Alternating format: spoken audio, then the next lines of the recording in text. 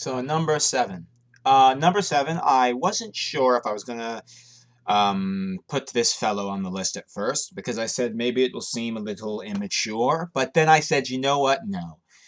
He's meant so much to me. He certainly did mean so much to me years ago that he deserves a spot on this list, and that is Johnny Depp. Johnny Depp has been an enormous influence for me. He helps me touch base, I feel. He's a modern figure who really goes a lot deeper than most people realize, I think. Johnny Depp is a sort of spokesman. I remember years ago, I was introduced to him the way I was introduced to mostly everything, and that was via the gangster movie. Everything for me was a fucking gangster movie when I was a teenager. As I've referenced with choice number three with The Godfather, I really had a huge foundation with gangster movies. So when I was a teenager, I watched, Scarface with the Tony Montana legend. I watched, obviously The Godfather. I watched Goodfellas with De Niro and Joe Pesci. Um, I watched Heat with De Niro and Pacino. I watched all the best gangster flicks. They were a huge deal for me, a huge deal.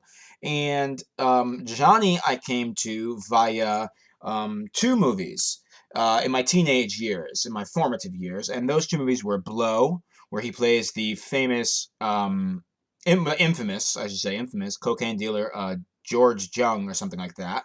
A very tragic movie, very, very sad. Everyone watched it in the back in the day, and we all thought it was so sad. And then he also played alongside Al Pacino in Donnie Brasco.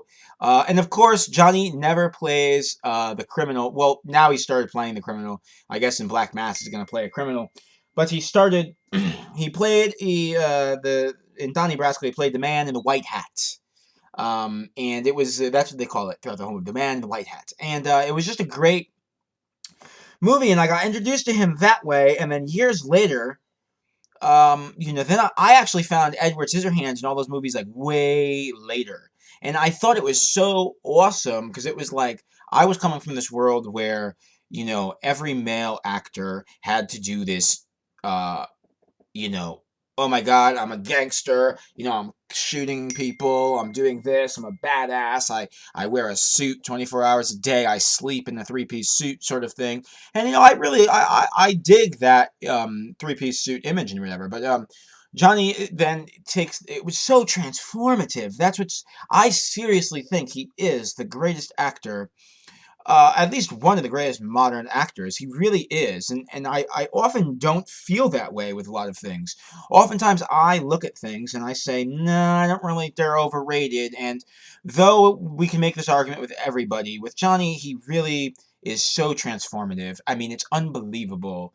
And his connections, that I ended up finding later on with other stuff that I was interested in, like Johnny is connected with, number six because he's a huge Beat Generation fan, so he's connected big time with On the Road and Kerouac and supposedly Allen Ginsberg. When Allen Ginsberg was a famous poet from the Beat Generation who was a co-disciple of Jack Kerouac and William Burroughs and Gregory Corso and all these names. And Allen Ginsberg supposedly, when he was passing away from this world, very sadly, made a phone call. I read on Wikipedia to Johnny Depp, and it was just like, Johnny got mixed up with these cats, and it was just fascinating. He brings this element to the movie world, and he's also a musician. So it's just this kind of all around guy, very much a Renaissance sort of figure, which we don't see so often. And personally, my all time favorite movie with Johnny Depp is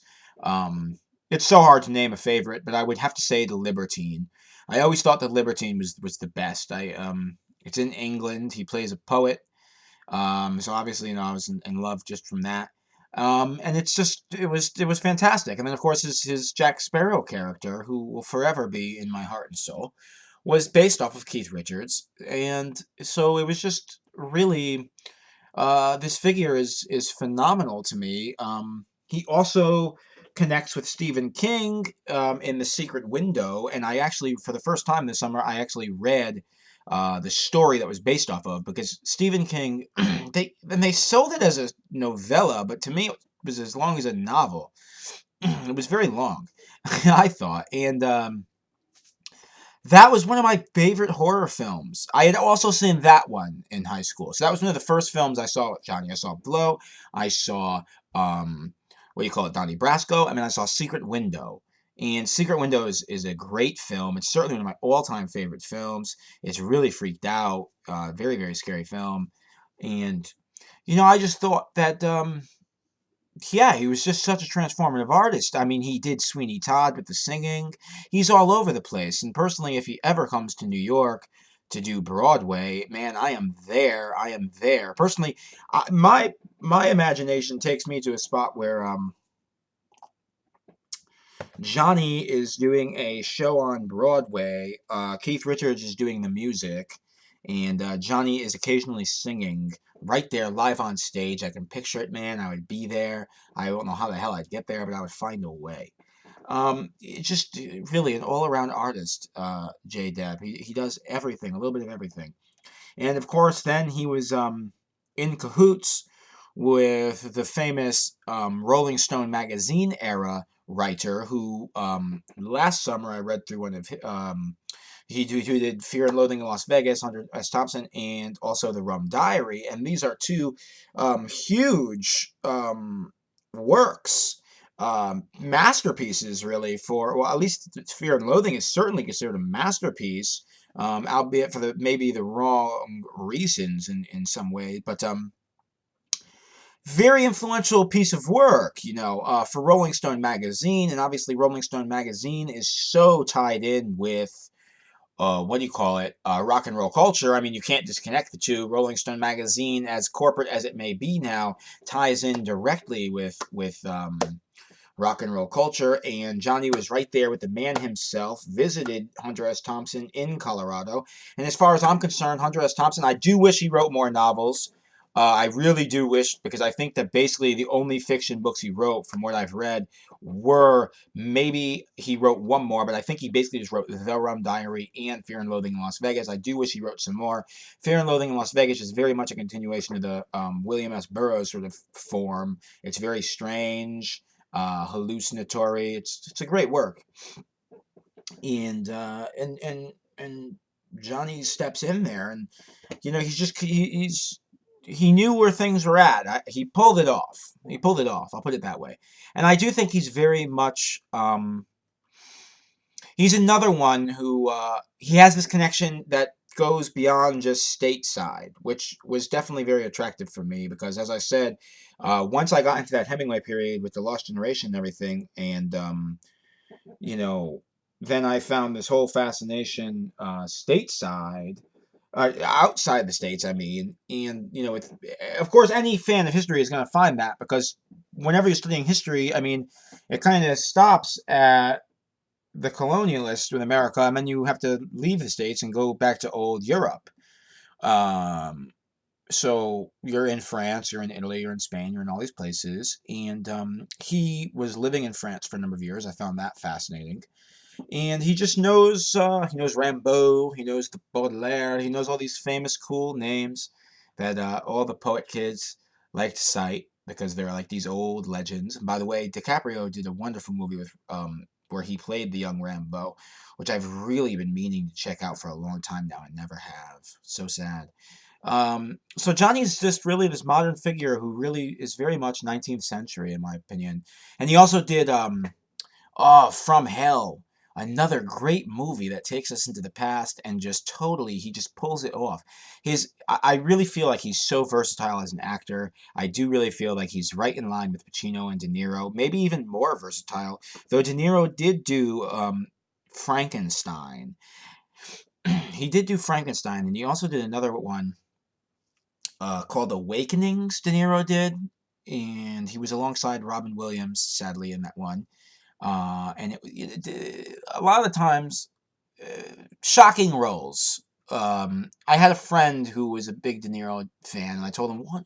Go rent Awakenings," and he rented it and watched it, and he said, "What the hell is that?" I never thought De Niro in my life because most people just know him as Casino, Goodfellas, Godfather 2, so on and so forth. And Johnny's very much the same way. He's sold as a pretty boy for the young girls, which is wonderful, so he can live on. And he is a good-looking fellow, so I mean, it's all fair. But he also goes beyond that. He does have this literary bent to him. He's connected with the music and the literature. He's all around. He's a painter. He's painted some portraits. There's one that you can find online if you looked. I used to hop around in this Johnny D community. I was a big fan, a really big fan. I still am. I'm waiting patiently anxiously for Pirates of the Caribbean #5. I will be there the night it comes out. I can assure you. Um, yeah, for me, it might be childish, it might be absolutely ridiculous sounding, but I think he's one of the best actors. Really, man, I do. Okay, so he's not Rambo. He's not from the 1700s. He's not from the 1800s, but he is great. And really, I think this would be a great idea if any Hollywood executives ever watch this goddamn video. I think that Johnny could do an absolutely wonderful Bob Dylan circa Rolling Thunder review tour. I think there should be a movie made. I almost want to write that book or something. A movie made where Dylan and Johnny could play him. Dylan, when he strikes out on the Rolling Thunder review tour, I think it could be great. That was Dylan's most musical period, in my opinion. Besides his debut album, the Rolling Thunder review tour, you can watch many of the videos on YouTube.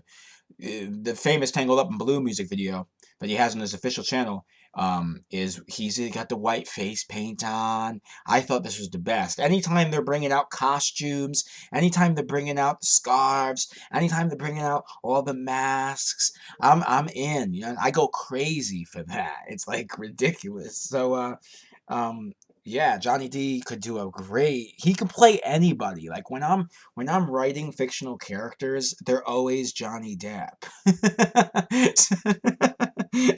My main character always looks just like him. Uh, it's crazy how someone can get in your mind like that. I really do think that the hype is real with him. He really is great. He's just all around versatile. He can do so many roles. He can pander to so many sorts of audiences. He can do the gangster flick and that brings in the action people, and he can also do the thoughtful flick, Et la Chocolat, that he did that was set in a small French city or whatever. It was just great. He really was phenomenal. So I'll end it off here. So Johnny Depp is, I'm proud to say, number 7 on this list of all time influences for my life. Grazie, ciao.